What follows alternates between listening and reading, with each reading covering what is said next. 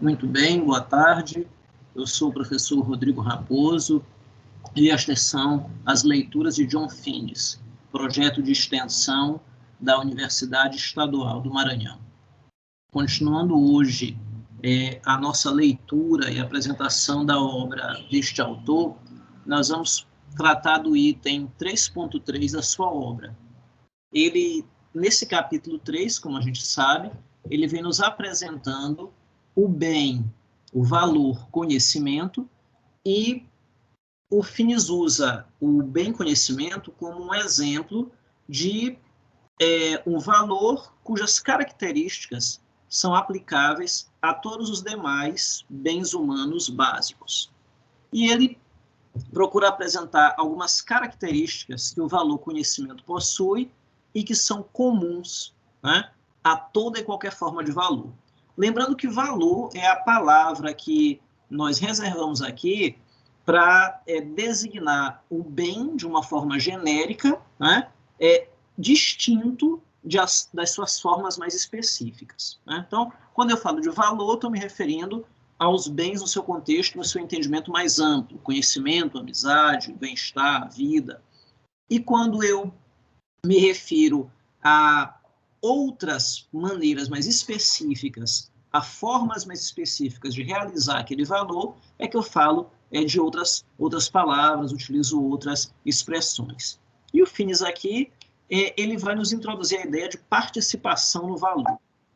Essa participação no valor, basicamente, é a ideia de que quando a pessoa se dedica a um valor, ou quando ela se compromete com um determinado valor, ela, então, está participando, né, nesse sentido, a participação naquele valor. Então, digamos que eu tenho um comprometimento com a minha saúde, com o meu bem-estar físico, e que eu dou passos no sentido de realizar aquele valor. Eu me alimento bem, durmo bem, pratico exercícios físicos, procuro ter uma rotina saudável, e eu incorporo algumas formas específicas de realização do valor saúde ou do valor vida. Eu incorporo certas formas específicas daquilo no meu cotidiano. Então, desta forma, né, ao me comprometer com a realização daquele valor e ao buscar determinadas formas específicas de realizá-lo, eu estou participando nele, né?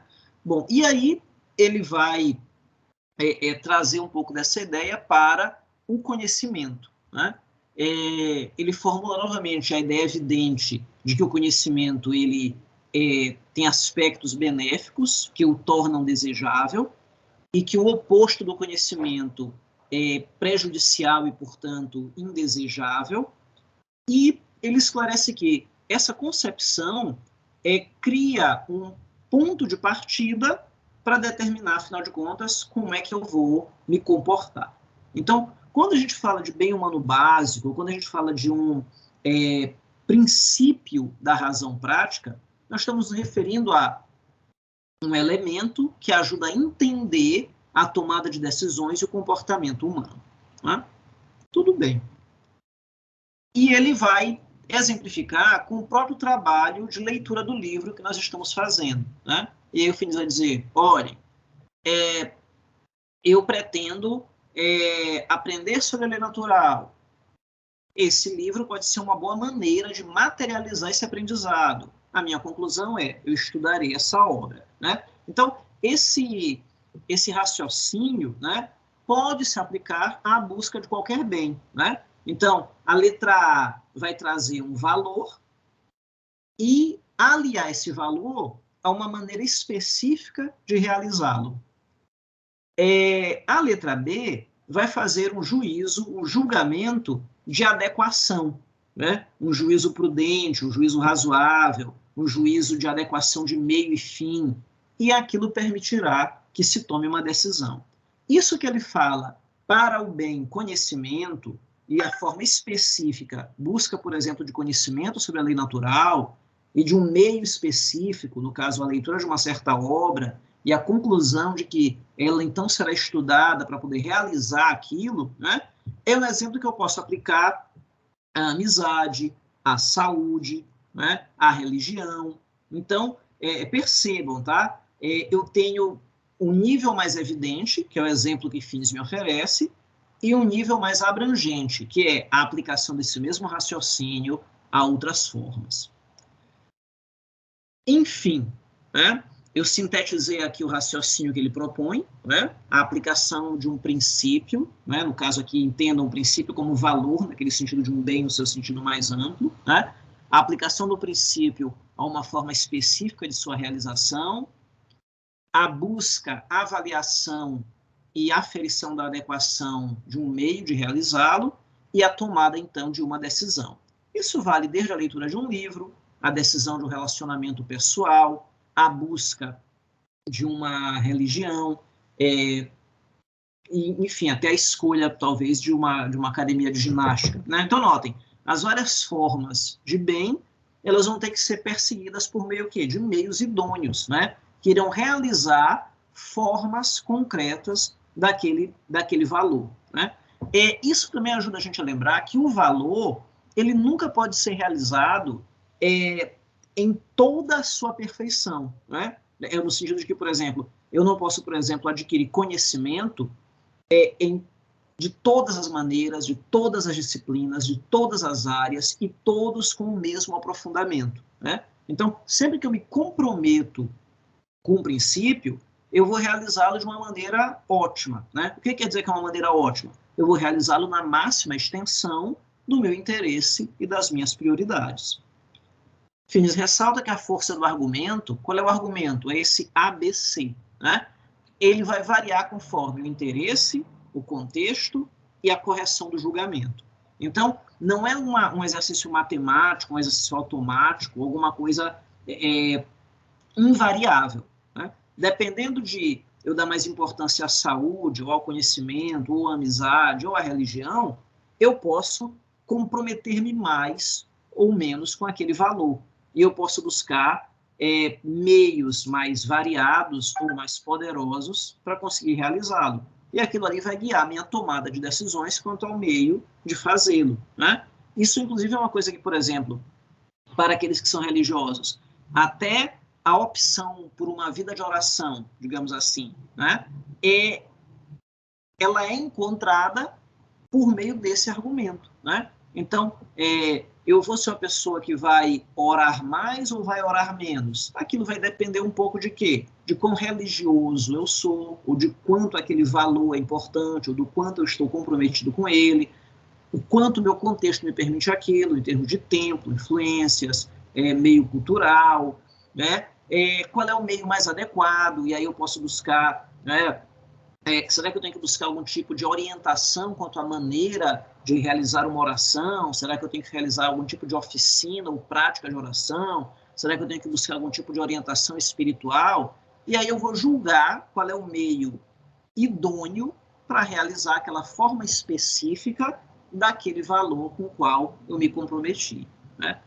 O mais interessante nisso tudo, a meu ver, né, quando eu penso na perspectiva das ciências sociais aplicadas, é que o valor permite que se compreenda a ação humana. Então, o valor, né, a noção de valor, a noção de que há um primeiro princípio da razão prática, ele me ajuda a compreender melhor o agir humano, que é, no final das contas, um dos objetivos, né, ou talvez o grande objetivo, das ciências sociais aplicadas. Bem, e Finis prossegue, né? Ele trata desse automatismo, né? Ele nos precavê disso, né? Então, o conhecimento é um bem, a ignorância deve ser evitada. Isso é uma regra? Não, né? Isso é uma orientação, isso é um parâmetro, uma diretriz, né? E é aí que vai haver uma diferença entre Tomás de Aquino e Francisco Soares, que o Finis já colocou anteriormente para nós, né? Para Tomás de Aquino, o primeiro princípio da razão prática, né, são parâmetros que permitem uma adequada aplicação da razão e da prudência humana para atingir objetivos. Então, os primeiros princípios, eles se realizam, eles se frutificam, né? Eles vão florescendo na vida à medida que as pessoas os perseguem, que as pessoas optam por eles, né? E as opções são muito variadas e os meios também são muito variados, né? Não está contido no primeiro princípio da razão prática uma regra, né? Então, persiga tal ou tal conhecimento, persiga de tal e tal modo a sua saúde, busque de tal e tal forma a religião ou a amizade. Não, né? Eu tenho um parâmetro de que aquilo ali é bom e deve ser perseguido, né? De que o seu oposto deve ser evitado, mas aquilo ali não me gera nenhum tipo de comportamento automático, aquilo ali não resolve o problema. Tá? Então, é bem importante entender, porque eu acho que é aí a raiz de grande parte dos problemas da teoria da lei natural, como foi formulada pelo iluminismo a partir do século XVIII, que meio que transformou a lei natural numa regra de ordem moral, com uma tentativa de aplicação imediata e tentando tirar da lei natural regras muito automáticas, muito certas e talvez demasiado simples para a conduta humana, né? Então, ao passo que quando eu tenho a ideia de lei natural, tanto em Aristóteles quanto em Santo Tomás, eu tenho nela o quê? Um ponto de partida para o raciocínio. Eu não tenho nela um atalho para ir lá, não tenho que pensar nisso, porque a lei natural me dá a resposta. Ao contrário, né? Você tem que pensar, né? Os princípios da razão prática te dão ponto de partida para o exercício da sua capacidade racional. A lei natural não te dá respostas prontas. Então, muito cuidado com isso, porque muitas vezes as pessoas buscam ou pensam que vão encontrar na teoria da lei natural um catálogo de respostas prontas, um catálogo de comportamentos moralmente corretos e adequados que vão resolver os seus problemas de como ser uma pessoa boa, ou de como ser um político bom, ou de como bem ordenar uma sociedade. E não é por aí, né? Os princípios da razão prática nos dão as ferramentas para que a gente persiga de maneira racional e prudente esses objetivos. Bem, e o Finis prossegue, né? Premissas práticas particulares decorrem, no mais das vezes, de princípios e pressupostos tácitos, que podem ser descobertos e compreendidos pela reflexão. O que ele quer dizer com isso? Que, geralmente, nós não fazemos esse percurso conscientemente. Qual o percurso? É o percurso dos primeiros princípios às ações concretas. A gente não faz isso conscientemente, né? Geralmente, para descobrir que há um princípio de razão prática orientando a minha ação, eu tenho que pensar e eu tenho que recuar o meu entendimento para entender qual é a causa do meu comportamento, qual é a causa da minha decisão, qual é o pressuposto que eu adotei. Então, é muito interessante a gente notar isso, porque os princípios da razão prática, embora eles sejam autoevidentes, embora eles sejam óbvios, eles não estão sempre claros e cristalinos nos raciocínios que nós fazemos a orientar as nossas ações. Eles trabalham, na maior parte do tempo, de uma maneira tácita, de uma maneira sutil, né? Como, por exemplo, geralmente quando o pai corrige o filho, tendo em vista a sua educação, o pai normalmente não faz, toda uma digressão teórico-filosófica para saber qual é o valor que ele está realizando dentro daquela admoestação específica para que o seu filho estude, ou se comporte, ou haja de tal e tal maneira, né? Normalmente, esses princípios da razão prática estão atuando de uma maneira, digamos assim, quase que inata, como que um impulso que naturalmente nos leva numa certa direção, né? No caso do conhecimento, é a curiosidade, a ideia de que aquilo é bom, a ideia de que aqueles que eu amo devem ter oportunidade e devem ser impulsionados para criar o gosto por aquilo, né? De que existem algumas opções de modo de ser e viver que eu quero que sejam mais difundidos, né? Então, muitas vezes a nossa ação pessoal, a nossa ação dentro de nossa família, de nossa comunidade, e mesmo a nossa ação política, ela é conduzida por alguns compromissos que nós, às vezes, não temos muito claro na nossa mente. em geral, nós não os temos tão claros em nossa mente, né? E aí, Finis nos traz aqui uma outra palavra, né?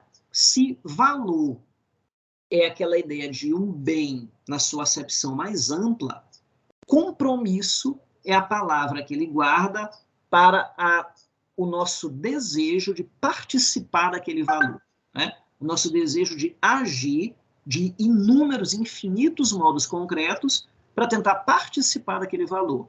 Participar de um valor não significa eu realizei o valor e pronto, né? Participar de um valor significa o quê? Eu estou comungando e buscando aquilo em suas múltiplas manifestações de uma maneira que é inesgotável, né? Então, é muito interessante como o valor, o compromisso explicam a ação humana a partir dos primeiros princípios da razão prática e de como esses elementos, eles implicitamente pertencem ao comportamento humano e vão se manifestar lá na ponta em ações concretas. Bom, eu vou seguir adiante agora e partir para o próximo item, tá? Desculpa, não sei se eu estou, talvez, acelerando um pouco, né? Mas a gente agora vai pegando um pouquinho mais de ritmo, né? E vamos avançar um pouco mais, né? E aqui o Finis vai discutir uma coisa que é desesperadoramente óbvia e, ao mesmo tempo, irritante, né? Como é que eu provo para alguém uma coisa que é óbvia, né? Isso é uma coisa absurda, né? Como é que eu provo para alguém que a chuva cai, que a água é molhada, né? Que os corpos caem para o centro da Terra, né? Como é que eu comprovo que o conhecimento é um aspecto autêntico do florescimento humano? Como é que eu provo isso, que o conhecimento é bom, né? Então, a primeira coisa que ele vai dizer, olha, algo é um bem quando ele traz uma razão para o agir humano. Um bem, ele é autoevidente, né? Não dá para demonstrá-lo, né? Eu não posso dizer de onde ele veio, né? Ele é algo que se apresenta per se, né? Ele se apresenta per si bona, ele é bom em si mesmo, né? E que, mesmo ele não podendo ser demonstrado, ele não precisa de demonstração. Então, a gente adentrou aí o território do óbvio. E o óbvio, eventualmente, se encontra com a teimosia, né? E aí que entra a parte que é desesperadoramente irritante, né? Como é que eu provo o óbvio quando o meu interlocutor não quer acreditar, ou resiste àquilo, ou simplesmente nega aquilo? Aristóteles, ele sugere que algo que é autoevidente não pode ser demonstrado, mas pode ser apresentado, né, por meio de uma dialética, né? Eu apresento o contrário, né? Eu tento dizer, por exemplo, que a chuva é seca, ou eu tento dizer que os corpos, ao serem soltos, eles se elevam rumo ao céu, né? Ou eu tento demonstrar que a ignorância é muito bom, né? Então, quando eu tenho o oposto do óbvio, que é o absurdo, e quando o absurdo se apresenta, eu consigo, de uma certa forma, apresentar o óbvio, aquilo que é autoevidente, né? Então, essa é a ideia que o Finis vai apresentar aqui no item 3.4, né? E aí ele vai dizer, olha, embora esse valor conhecimento seja autoevidente, nem todo mundo vai reconhecê-lo.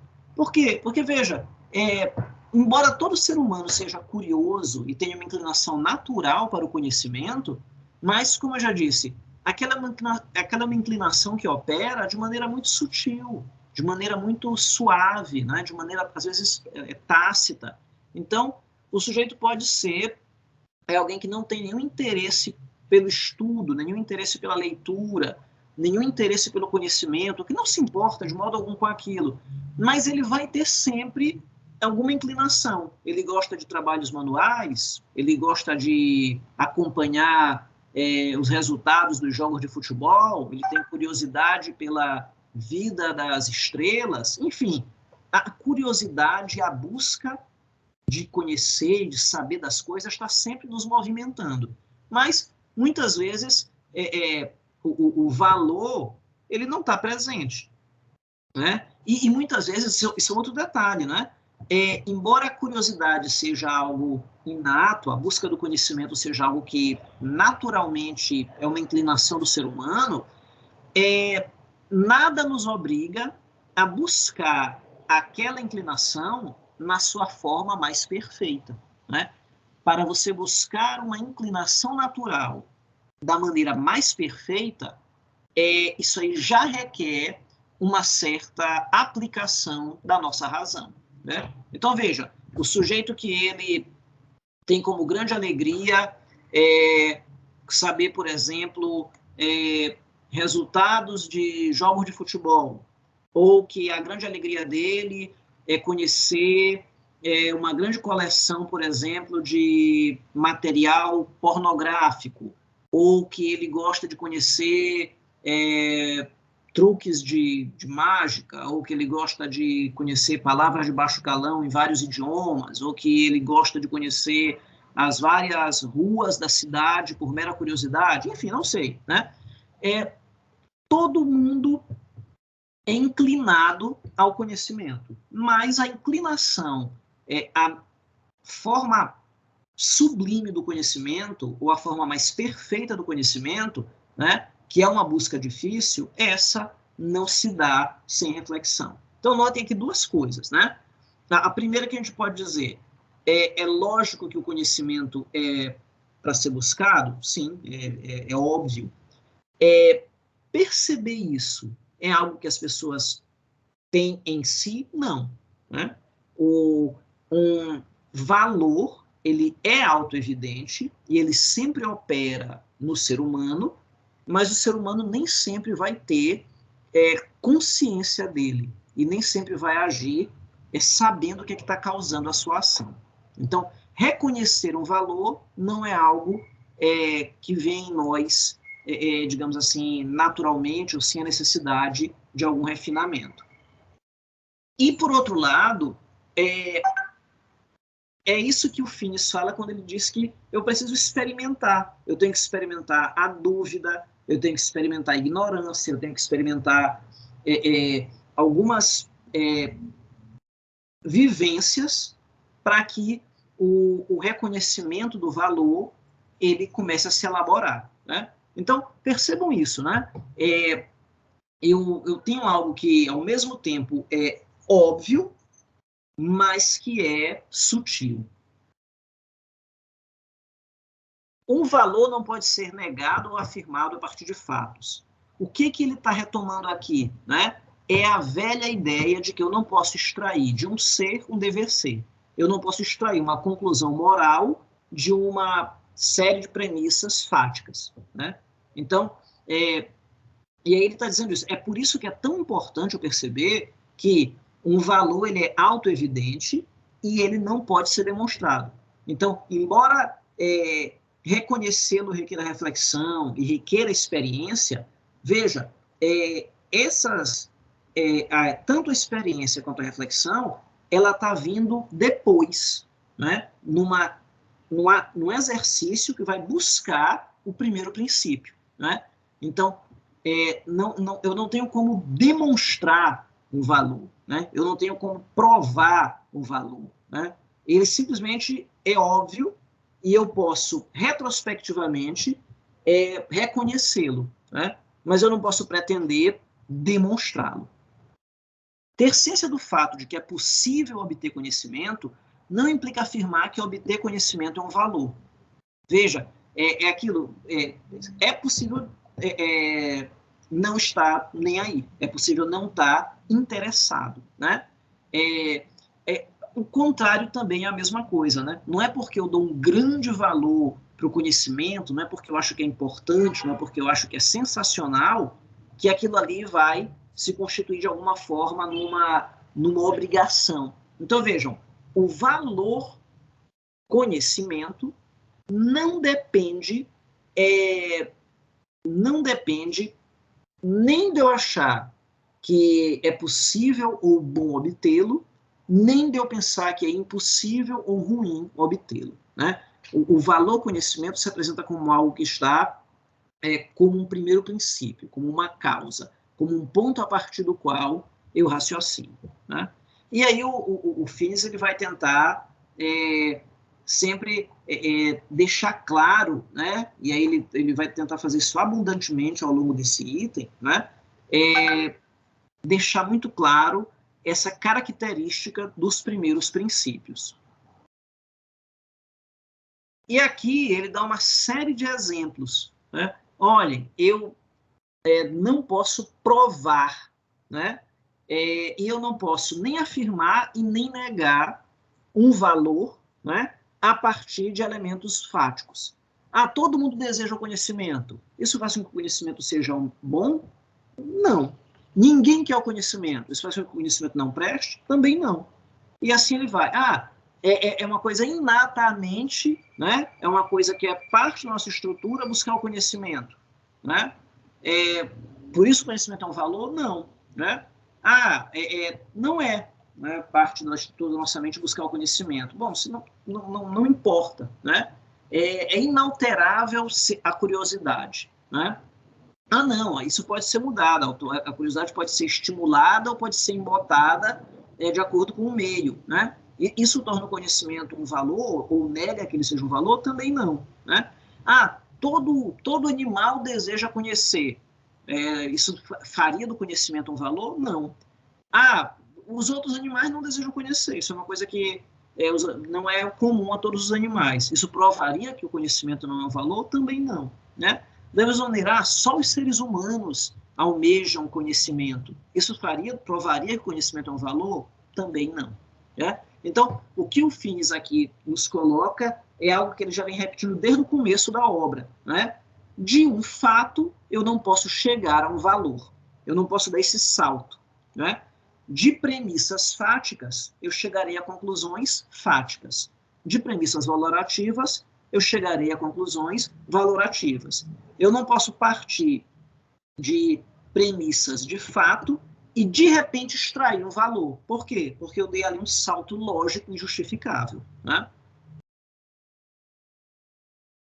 Apelar à autoevidência é duvidoso e anacrônico. Seria uma crítica para dizer, olha, isso para Aristóteles, séculos antes de Cristo, até que ainda vai, né, dizer que algo é autoevidente, né?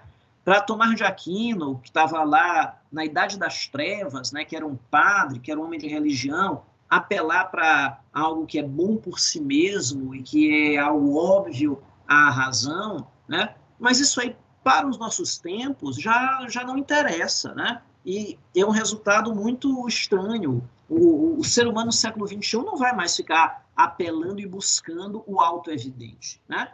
E aí o Finis, então, ele vai dar uma série de exemplos de como a autoevidência é presente, né?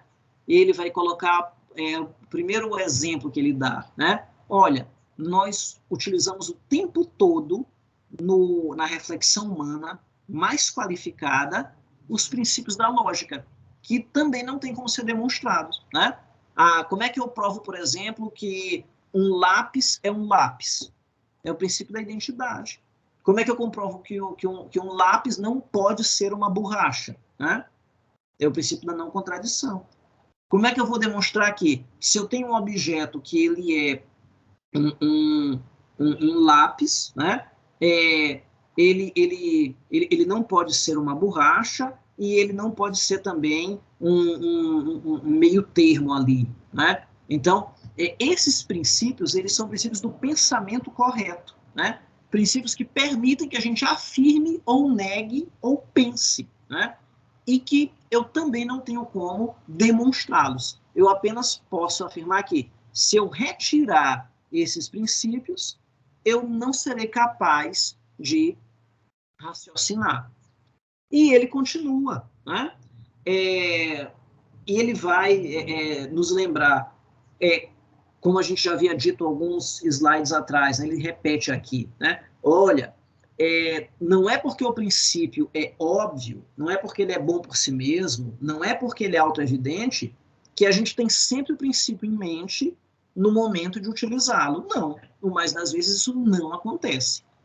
Também o fato do princípio ser óbvio não significa que sua formulação seja uma formulação maravilhosa, detalhada, super, né? Muitas vezes o princípio que está guiando o comportamento humano, aquele primeiro princípio, ele está lá como um impulso, uma inclinação que é, digamos assim, muito incipiente, né? Ele às vezes nem chegou, digamos assim, a ser formulado conscientemente pelo indivíduo, né? Então, é curioso como algo que é óbvio e que pode explicar a ação humana, muitas vezes não é sequer formulado ou bem formulado por aquele que está agindo, né?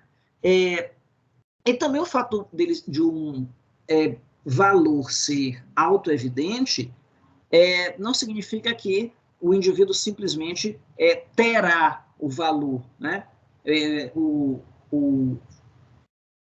Os princípios da razão prática, eles se apresentam na vida e eles se incorporam por meio da própria existência, da própria vivência. Eles não estão, né, e aí a coisa é bem aristotélica, né?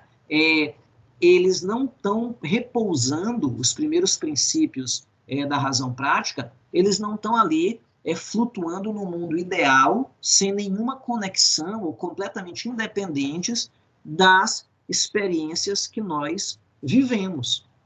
Eles se constituem, né, a partir da própria vivência humana, né? Então, e aí é muito curioso, né? A vivência vai dar uma origem, uma forma, né? Ela vai assumir como é que eu posso tentar dizer isso de uma maneira mais adequada? A experiência, ela permite que se chegue ao princípio, né?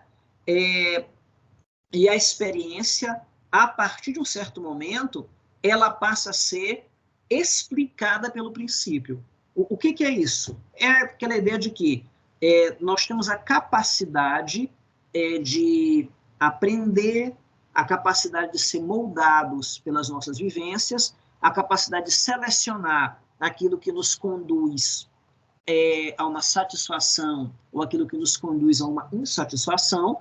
Então, ao longo da própria vivência, né, dentro da nossa própria evolução, digamos assim, biológica, nós vamos percebendo, e a nossa razão é uma ferramenta maravilhosa para isso, a gente vai percebendo o que tende a gerar em nós um florescimento e o que tende a gerar em nós uma frustração ou uma negação do nosso potencial.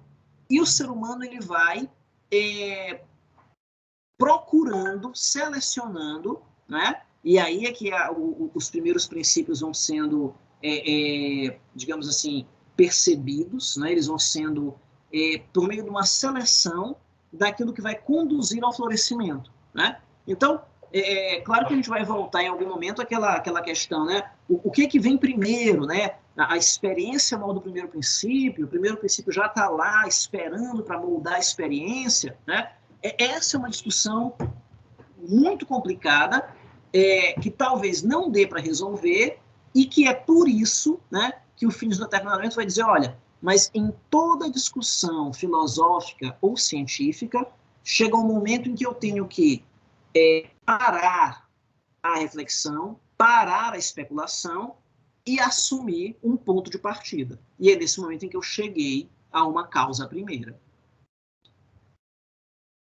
E aí ele continua, né, falando de princípios metodológicos que conduzem à própria investigação. Ele falou da lógica ainda há pouco, e agora ele vai dar vários outros exemplos de princípios autoevidentes, né? Ele vai dizer, olha, as coisas são como são por um motivo.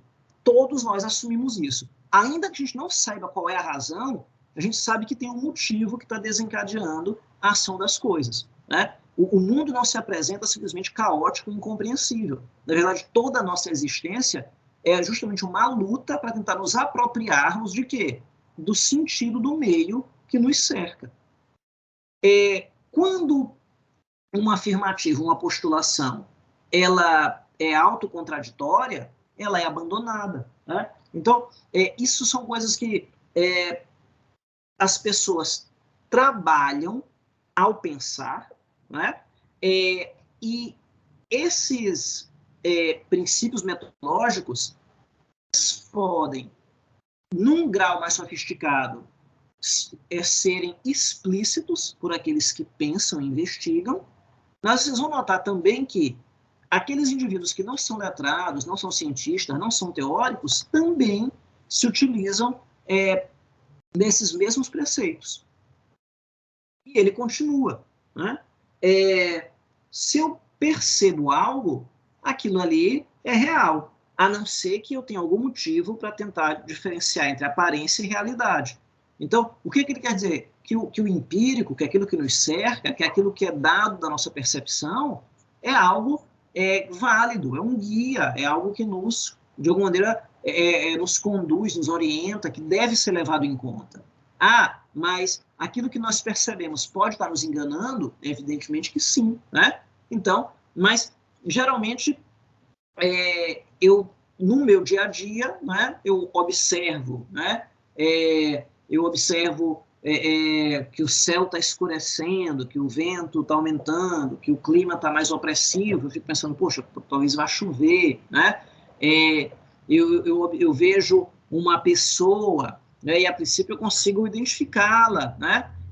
A não ser que eu tenha algum motivo para distinguir, né? Será que aquele indivíduo que aparentemente ele é perigoso, ele na verdade é uma pessoa que está pedindo ajuda, né? Mas a nossa mente, ela vai conseguir trabalhar com isso, né? Não só, mais uma vez, a do filósofo, do cientista, mas a de todas as pessoas, né? Tanto que a gente vai ter alguns níveis de compreensão que são bem automáticas, no plano daquilo que a gente chama do nosso bom senso, né? Como a gente vai ter também momentos em que a gente vai questionar o nosso bom senso em busca de superar algumas aparências. Isso acontece quando o quê? Quando alguma percepção que a gente teve não está satisfazendo a nossa vontade de entender o que nos cerca. O ser humano ele também prefere uma explicação mais completa, né? A gente não gosta de explicações pela metade, a gente não gosta de explicações incoerentes. Isso não é só uma coisa que o pesquisador faz, nem que o policial faz, né? Isso é uma coisa que o sujeito que contrata um serviço, que contrata um operário para trabalhar na sua casa, que contrata alguém para fazer uma limpeza, né? Alguém que está acompanhando como é que estão os seus filhos na escola, né? Todos fazem isso, né? Se nós temos uma situação que a gente quer compreender, quando a explicação não é boa, a gente logo desconfia, né? E o Finis segue em frente, né? Se uma situação parecida se apresenta, eu imagino que a solução que funcionou para ela anteriormente vai funcionar de novo, né? Então, nós não estamos o tempo todo buscando novas maneiras de entender a realidade, né? O ser humano, ele, na medida que ele encontra algumas explicações que funcionam, ele vai tender a repeti-las, a não ser que haja um motivo para agir diferente, né? Então, isso é parte da gente, né? Entre uma explicação mais complicada e uma explicação mais simples, eu prefiro uma explicação mais simples, né? Então, pegando aqui no plano mais elementar, entre o sujeito que chega cheio de histórias, como nós gostamos de dizer, né? Ou entre o sujeito que ele é tido como o enrolão, né? E aquele que dá as respostas mais diretas, né? Aquele que eu geralmente vou confiar mais, né, nas respostas mais simples, né? Então, vejam,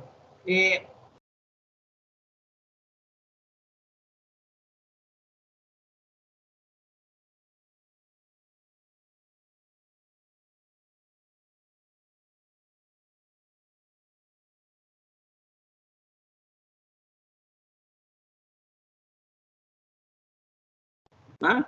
Então,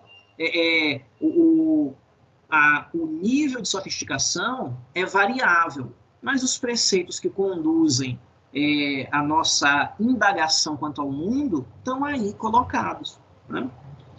Esses princípios de racionalidade teórica não são demonstráveis, pois estão pressupostos em qualquer demonstração. Então, a ideia é como é que eu vou demonstrar as próprias regras que eu uso para demonstrar alguma coisa, né? Vai ter uma hora em que eu vou ter que aceitar, né? Eu vou ter que aceitar que alguma coisa serve como um ponto de partida, e é aí que Aristóteles, Tomás de Aquino e o próprio Finis vão dizer, olha, eu tenho que ter primeiros princípios que vão me ajudar a alicerçar o pensamento e a reflexão que virá posteriormente. E aí ele comenta, né, esses princípios são objetivos. Por quê? Porque não houve um acordo entre eles, né? Eles simplesmente se colocam como necessários, né? Esses princípios, eles podem ser negados, aí ele está se referindo a esses últimos princípios que a gente mencionou aqui. Até podem, né? Alguém pode dizer, por exemplo, que não, eu quero uma teoria bem complicada, né? Ou eu não quero uma teoria que possa me antecipar os eventos, eu quero uma teoria que me antecipe as próximas horas, ou apenas uma quantidade mais limitada de eventos, né? Não, eu não quero uma explicação eu não quero uma explicação tão boa do evento, me dá uma explicação assim, mais ou menos, que já vai me atender, né? Ele vai dizer, olha, dá para negar esses princípios? Dá, né? Só que ele vai dizer, isso não é razoável, né? Eu posso até entender que pela pressa ou por algum computador, eu posso, digamos assim, não realizar completamente ou não buscar intensamente esses princípios. Mas não dá para negar, né, digamos assim, a realização deles vai me trazer um resultado superior. E aí ele conclui novamente, né, nesse sentido, esses princípios de racionalidade teórica são autoevidentes. E aí ele vai dizer, olha, e é nesse mesmo sentido que eu falo que um valor é autoevidente. É nesse sentido, né? Então, e aí eu concluí, né, sintetizei dizendo, afinal de contas, quando é que alguma coisa, e em particular, quando é que um princípio da razão prática, ele é autoevidente, né? E aí eu peguei a característica da objetividade e a característica de que não é razoável negá-lo, né? Ou seja, eu estou diante de algo autoevidente quando ele não depende de algum consenso, quando ele não depende de algum arranjo ou convenção, quando ele opera indistintamente para todas as pessoas, né? E quando, se eu afirmar o contrário daquele princípio, né, eu me aproximarei de um resultado absurdo, de um resultado menos razoável, né? Então, essa é a ideia. Bom, então, eu vou ficar por aqui, né, em relação a esses nossos primeiros itens, né? Eu vou interromper brevemente a nossa gravação e eu vou abrir a palavra